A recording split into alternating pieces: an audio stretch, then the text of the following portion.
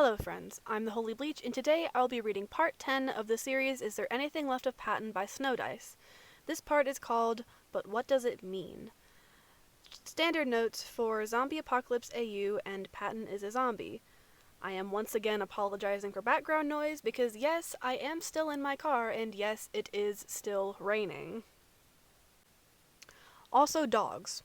The dogs also like to bark. Do not mind the dogs. To say Roman was surprised when, after Logan fixed the front door Remy had kicked in, Roman and Remy hadn't end up tossed out on the other side of it was an understatement.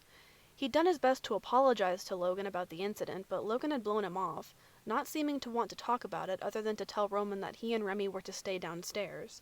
He wasn't sure how Logan could stand to look at him, let alone let him set up camp in his living room after what he'd done. Roman felt horrible. That was probably the worst thing he'd ever done, and Roman had done a lot of horrible things in the last couple of years. How had he been so stupid? Sure, Patton had been kind of dull-eyed and reacted to the whistling thing, but he should have listened to Logan and made absolutely sure before he pointed a fucking gun at the poor thing. What was wrong with him? Thinking about it again, Roman felt his stomach clench, and he set his head down on the kitchen table. It had been hours after Logan took Patton upstairs that Logan finally reappeared. His friend, Virgil, he'd later learned, hadn't come back down, instead staying upstairs with Patton. Despite the invitation they had been given to eat macaroni from Virgil, neither Remy nor Roman had felt comfortable with that, and had eaten some of their own food instead.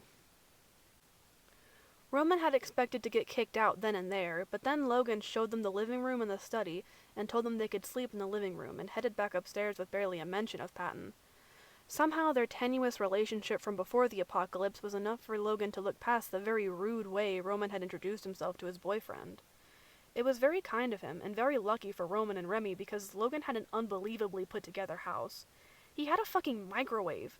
Who the fuck had enough electricity for a fucking microwave in the fucking apocalypse?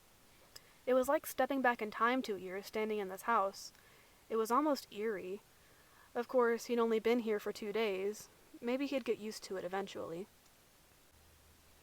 One of the many perks of Logan's house was coffee, especially when it was 3 a.m., at least according to the clock on the aforementioned microwave, and wow, having electricity again was such a trip. Roman had made himself a pot about 20 minutes ago, and he took a sip of the still slightly warm liquid when he managed to peel his head back off the tabletop. He had been scratching out poetry in his journal for the past hour or so after waking up from his nightmares. After all this time, he knew he wouldn't be going back to sleep after that. The coffee just made the night a bit more pleasant. He heard a door open and close upstairs, and paused to listen as light footsteps padded across the hall and down the stairs. The footsteps trailed to the kitchen doorway, and Roman froze when a presence joined him in the room. It was Patton. Hey there," said Roman. The man made a grunting sound and lumbered straight by him directly to the coffee machine. Roman puffed out an amused breath. Valid.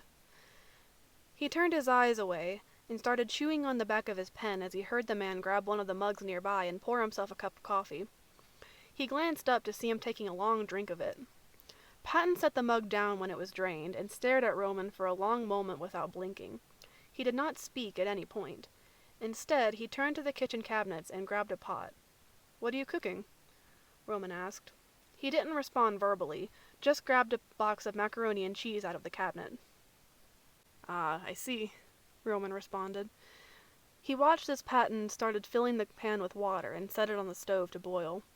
When the dry pasta went into the water, Roman bit his lip before he spoke up.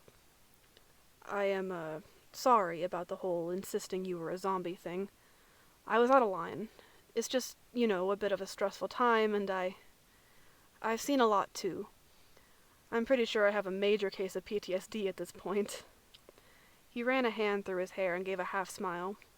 "I mean, I guess we all do, huh? Mine just comes out as being a prick, and yours comes out as freezing up. So, yeah, I just wanted to say that I'm sorry. I'm sorry if my behavior hurt you more. It wasn't my intention to do harm." The man didn't respond. He just stirred the macaroni noodles with his back still turned to Roman. Roman hunched his shoulders and looked away. A few minutes later, Patton strained the noodles and stirred in the cheese pack. Then he dished out a portion, grabbed a spoon, and slid the bowl over to Roman. Roman blinked at it. "This is for me?" The man stared at him for a moment before turning away. He grabbed a Tupperware out of the cabinet and spooned the rest of the dish into it before shoving it into the refrigerator. "Aren't you going to eat some?" Patton just walked back the way he'd come. "Thanks." He looked down at the bowl of pasta in front of him. It clearly wasn't complete forgiveness, but it was an olive branch. He ate the macaroni and cheese. "God damn it, why does he keep making this stuff?" Logan grumbled to himself, pulling yet another Tupperware container full of macaroni and cheese from his refrigerator in the morning. "Oh, he actually made it for me," Roman said from his seat at the kitchen table. Logan drew back from the refrigerator to look at him. Virgil had for the most part tried to stay away from their new guest unless Logan was in the room. "Why would Virgil make it for you?" "Why would Virgil what?" Virgil asked as he came into the kitchen. "Not Virgil," Roman said with a frown. "Patton made it." Virgil and Logan stared at him for a long moment. "Patton made it?" Logan asked blankly. How do you know Patton made it?" Roman raised an eyebrow at him. "Because I watched him make it. He came down at like 3 a.m. to cook it and then must have decided he wasn't hungry, so he got me a bowl and went to bed." Logan slowly turned to Virgil. "Virgil, have you been recently making an endless supply of boxed macaroni and putting it into the refrigerator almost every night?" Virgil's eyes widened. Are you saying you haven't been?" "I have not." "Why are you two acting weird? It's just macaroni." "Patton used to love to cook," Logan said slowly. It felt like his mind was a stalled engine turning over. "But he hasn't done any cooking in a very long time." "Oh." Roman sounded sad, but he didn't know. He had no idea. "But that means he's getting better, right?" Logan looked over at Virgil, who was frozen in place.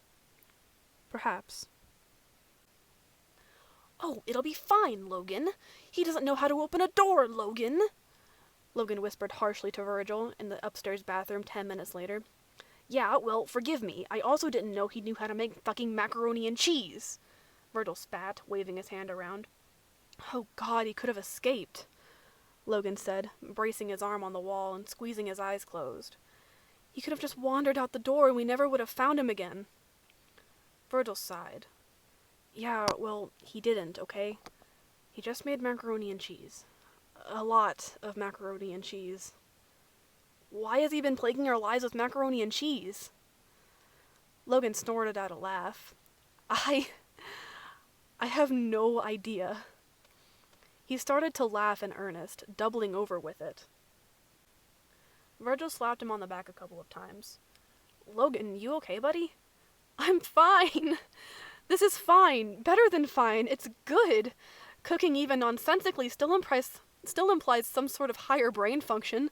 So this is great." His eyes started to water, and his next words were choked with sobs instead of laughter. "Why fucking macaroni and cheese? What does this mean?" Virgil sunk down to the edge of the bathtub with his head in his hands. "I have no fucking idea." Thank you so much for listening, and thank you to Snowdice for allowing me to read this fic. If you like their writing and would like to read more, I have a link to their master list in the description, and if you like my voice, there are more videos like this on my channel. The next chapter of this series will be posted next Saturday, so be on the lookout for that, and with all of that said, I hope you have a wonderful day, and stay safe out there, guys.